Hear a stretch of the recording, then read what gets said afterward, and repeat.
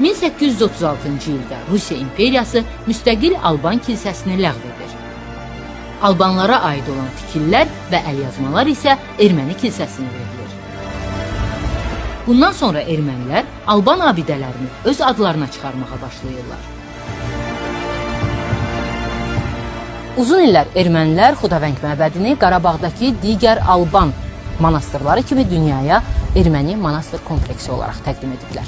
Amma Xudavəng məbədinin kitabələrində qeyd olunan Hasan, Şəms, Tursun, Altun kimi türk adları bu məbədin əsasının türklər tərəfindən qoyulduğunu sübut edir. Ermənilər Xudavəng məbədindəki ornamentli xonça, həyat ağacı təsvirli xaçdaşlarını Eçmədzisinə aparırlar. Dırnaq arası bərpa işləri 1997-ci ildən düz 2011-ci ilə qədər davam etdirilir. Özü də erməni Apostol kilsəsinin nəzarətində.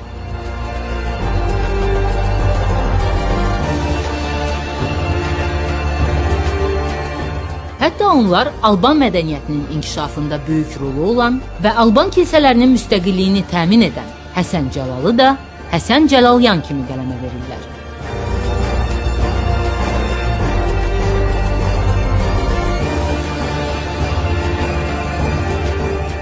30 illik işğal dövründə erməni Apostol kilsəsinin dəstəyi ilə Arzu xatun, Böyük Həsən kilsələri və kompleksə daxil olan digər tikillərin üzərinə saxta elementlər əlavə edilib.